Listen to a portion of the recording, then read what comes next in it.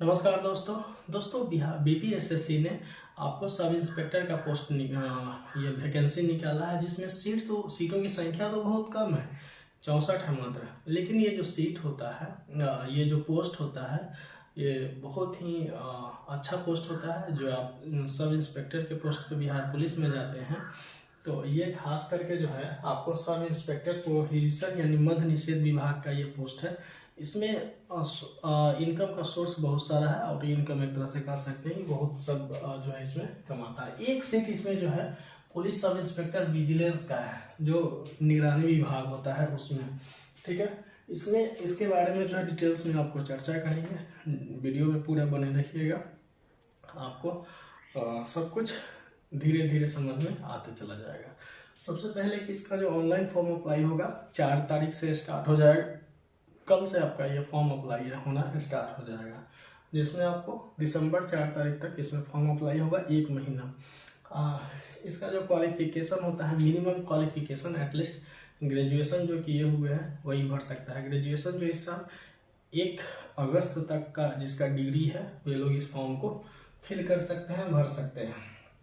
Exam फी आपका 700 रुपया लगता है। Exam fee 700 EUR EWS BC EBC male या फीमेल। उसके बाद इसमें जो है आपको और जो लोग SC ST के लोग हैं उनको 400 रुपया पेमेंट करना होता है। बाकी हाइट जो है आपका 165 सेंटीमीटर है, UR के लिए है, BC या EWS के लिए 165 सेंटीमीटर के लिए मेल में। और मेल में ही आपको EBC SC ST के लिए हाइट जो है 160 सेंटीमीटर खोजता है। इतना में आप भर सकते हैं। फीमेल के लिए कोई भी फीमेल हो, SC की फीमेल हो या जनरल की फीमेल हो या UR कोई भी फीमेल हो, उनके लिए उन लोगों के लिए जो है 155 सेंटीमीटर हाइट होना चाहिए। अगला जो चेस्ट है उनको मिनिमम जो है लड़का UR के लिए, मेल के लिए आपको 81 होना चाहिए और फुला करके 86 5 सेंटीमीटर फुलाने के बाद होना चाहिए UR EWS BC EBC के लिए। ठीक है, और जो SC ST है उनके लिए 79 होना चाहिए, 79 और फुला करके जो है 84 होना चाहिए SC ST के लिए। ये मेल के लिए। फीमेल के लिए कोई चेस्ट का कोई माप नहीं है, चाहे जितना हो सब चलेगा। ठीक है, फीमेल का एक चीज़ है, वेट जो है 48 kg होना चाहिए एटलीस्ट, कम से कम। ठीक है, उतना आपको वेट होना चाहिए। दूसरा चीज़ है अगला, इसमें जो है आपको एग्जाम जो होना है वो 3 चरण में होना है। ठीक है, पहला चरण होता है इसमें PT, दूसरा चरण होता है मेंस, तीसरा चरण होता है फिजिकल। तो जो पहला चरण PT होता है, अगर ये आप एग्जाम निकाल लेते हैं तो इसमें 20 गुना जो है इसका रिजल्ट देता है। जैसे मान लेते हैं कि 64 अगर सीट है, तो 64 सीट पे अगर रिजल्ट देना होगा तो आपको कम से कम जो है 1280 यानी कि 1300 के करीब यहाँ पे आपको रिजल्ट आएगा इस 64 सीट के में। ठीक है, उसके बाद जब पहला एग्जाम निकल जाता है फिर मेंस होता है। मेंस में 2 पेपर होता है, अभी हम सिलेबस पे पूरा डिस्कस करेंगे। इसके बाद पहले ये सब डिस्कस कर लेते हैं। तीसरा चरण होता है फिजिकल का।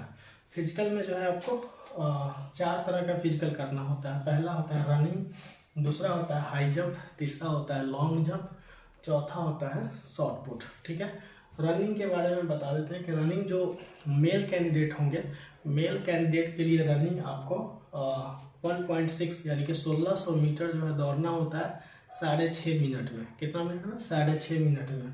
ठीक है, और फीमेल के लिए है 1 किलोमीटर जो कि 6 मिनट में दौड़ना है। ठीक, उसके बाद हाई जंप जो होता है मेल के लिए 4 फीट है, 4 फीट आपको कूदना होता है, और फीमेल के लिए जो है 3 फीट आपको कूदना होता है। उसके बाद लॉन्ग जंप जो होता है मेल के लिए 12 फीट है लॉन्ग जंप। ठीक है, फीमेल के लिए जो है आपको 9 फीट कूदना होता है। अगला इसमें जो प्रोसेस होता है फिजिकल का वो होता है शॉर्ट पुट। शॉर्ट पुट में होता है गोला फेंक। गोला जो होता है आपको 16 पाउंड का गोला होता है, 16 फीट फेंकना होता है मेल को।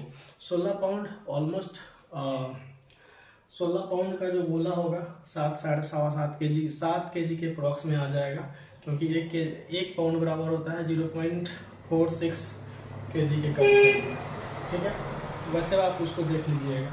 और जो फीमेल होती है उनको 12 पाउंड का जो है 10 फीट गोला जो है फेंकना होता है। ये आपका फिजिकल का क्राइटेरिया है जिसमें मिनिमम ये क्वालिफाई इतना तक आपको करना पड़ेगा, तब जा करके जो है अगले राउंड में आप मतलब उसमें जो है आगे के प्रोसेस में बढ़िएगा। लेकिन फिजिकल इतना है, थोड़ा सा फिजिकल ये टफ है, कोई आसान फिजिकल नहीं है, लेकिन जो लोग फिजिकल करते हैं रेगुलर कंटिन्यू करते हैं उनके लिए सही है। चलिए अब बात करते हैं इसका जो सिलेक्शन जो पीटी है मेंस है उस एग्ज़ाम के बारे में बात करते हैं।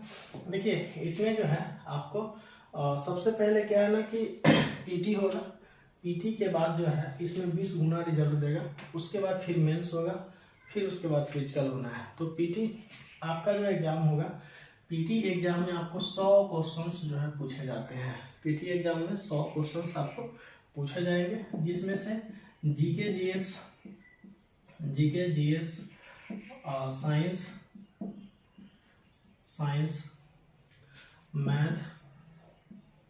मैथ का संख्या बहुत कम होता है। रीजनिंग का भी संख्या, मैथ और रीजनिंग दोनों मिला के 8 से 10 क्वेश्चन पूछे जाते हैं, इससे ज़्यादा नहीं, कम ही पूछे जाते हैं। पीटी की बात कर रहे हैं, इसमें ज़्यादातर आपको करेंट अफेयर्स का मात्रा जो है ज़्यादा बढ़ा देता है। जीके जीएस में आपको हिस्ट्री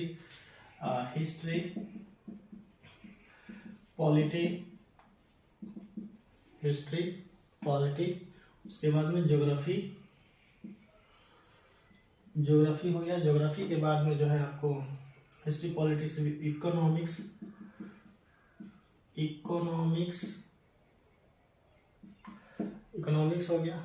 उसके बाद में जो है ईवीएस से जो है आपको क्वेश्चन देखने को मिलेगा।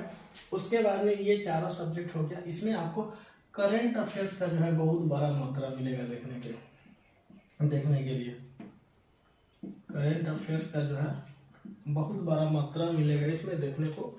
30 से 32 क्वेश्चन सिर्फ आपको करंट अफेयर्स से पूछे जाते हैं, ठीक है। तो यहाँ से आपको 100 क्वेश्चन पूछे जाएंगे और एक क्वेश्चन जो होगा 2 मार्क्स का होगा। एक क्वेश्चन जो है कितना मार्क्स का होगा? 2 मार्क्स का होगा, यानी कि 200 नंबर का आपको यहाँ पे क्वेश्चन पूछे जाते हैं। इसमें अगर आप जैसे अभी तक जितना सारा एग्जाम हुआ है उस हिसाब से अगर बोले तो 65 से 70% के बीच में जिनका नंबर आता है वे ऑलमोस्ट जो है सिलेक्शन में आ जाते हैं 20 टाइम्स में, ठीक है।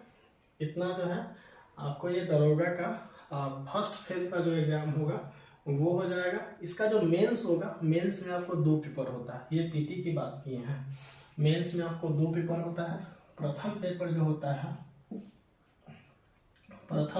होता है वो हिंदी का होता है और इसका जो दूसरा पेपर होता है वो आपका जो है जीके जीएस का होता है, ठीक है। तो हिंदी होता है और जीके जीएस होता है।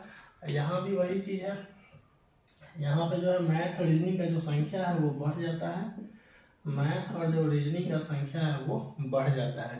करेंट अफेयर्स का संख्या घट जाता है, उस सिलेबस में है ही नहीं मेंस के सिलेबस में।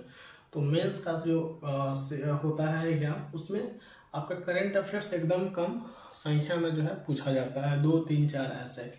लेकिन जो है पीटी की जब बात करें तो करंट एकदम उझिल, मतलब पूरा का पूरा करंट अफेयर्स देता है। तो यहाँ पे करंट का बहुत ज़्यादा जरूरत है। एग्जाम जो है बहुत जल्दी हो जाता है, ये नहीं कि अभी आप फॉर्म भरिएगा तो बहुत ज़्यादा टाइम नहीं लगेगा, बहुत कुछ ही दिनों में, कुछ ही समय के बाद देखने को मिलेगा कि आपका एग्जाम हो गया। और हिंदी का पेपर सिर्फ क्वालिफाई करना होता है और आपका जो मेरिट बनेगा, और यहाँ से जब आप फिजिकल क्वालिफाई कर जाते हैं, फिजिकल सिर्फ क्वालिफाई करना होता है मिनिमम, ये क्वालिफाई कर जाते हैं और यहाँ हिंदी भी क्वालिफाई करना है। यानी कि हिंदी में अगर 100 क्वेश्चन अगर पूछा जाता है, 2 नंबर का होता है, यानी कि 200 नंबर का, इसमें से आप 60 नंबर ला देते हैं मिनिमम, तो आप क्वालिफाई कर जाइएगा हिंदी में। 60 नंबर बोले तो 30 क्वेश्चन सही होना चाहिए बस। उसके बाद में देखिए 30 जीके जीएस, इसमें जो है आपको वही है निगेटिव मार्किंग होता है दोनों में 0.2, यानी कि 5 क्वेश्चन अगर आप गलत करते हैं तो एक सही जो है कट जाता है। तो कुल मिलाकर के कहिए कि आपको निगेटिव मार्किंग बहुत मिनिमम है। आप यहाँ पे अटेम्प्ट जो है पूरा 100 पे 100 लड़का लोग लेता है। तो ये आपका जो है, और फी की बात करें, एग्जाम फी की बात की नहीं, हाँ एग्जाम फी की बात किए हैं। तो आपका ये है बिहार एसआई का फॉर्म है जो कि आपको कल से भराना स्टार्ट हो जाएगा और अगले 4 दिसंबर तक इस फॉर्म को भरा जाएगा। वैसे आपको ये जानकारी कैसा लगा नीचे कमेंट सेक्शन में कमेंट जरूर कीजिएगा। और दूसरा, इस एग्ज़ाम से रिलेटेड और कुछ पूछना हो तो उसके लिए भी कमेंट कीजिए। अगर आप हमारे चैनल पर नए हैं तो सब्सक्राइब जरूर कर लीजिएगा और अपने दोस्तों में इस वीडियो को शेयर जरूर कीजिएगा दोस्तों। धन्यवाद।